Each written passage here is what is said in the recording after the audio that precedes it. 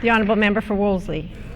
Thank you very much, Madam Speaker. Recently, a very thoughtful and reasonable article appeared in the newspapers addressing a very serious issue. The article came from Alexis Canoe from the Lake Winnipeg Foundation, who has significant concerns about the way the government's moving forward with deregulating important water protections in Manitoba. What she writes is, the government of Manitoba must provide its citizens with robust evidence to demonstrate that increased manure application to agricultural fields will not increase phosphorus loading to Lake Winnipeg. Could someone from the government please provide the evidence supporting their position? Thank you, Madam Speaker, and I'd like to thank the member opposite for that question.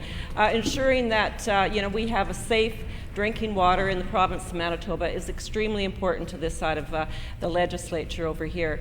We are not reducing the number of testing that we do to ensure that we have water quality in the province of Manitoba. We will continue to ensure we have amongst the highest water quality testing in Manitoba. And I would just like to address the statement that the member made in his private member statement last week when he talked about removing the prohibition on manure spreading in the winter. That is absolutely not true, Madam Speaker. The member opposite knows that he was wrong in that assertion, and he should really apologize to the legislature.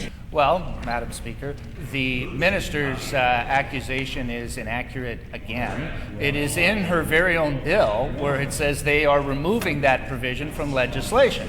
They have claimed they are going to keep it under regulation, but Cabinet can remove that regulation at any point in time, any Wednesday morning when they meet.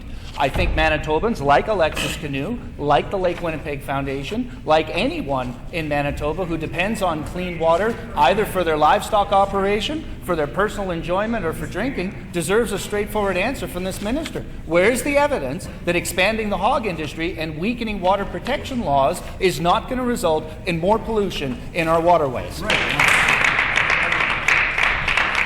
Thank you so much, Madam Speaker. We are not going to take the disrespectful ideological plan that the members opposite were taking. We are taking a science-based approach, Madam Speaker. One that was mentioned here by the University of Manitoba expert panel review, Measures to Protect Lake Winnipeg, that was actually commissioned by former government, and they chose to just throw underneath the table and just totally disregard.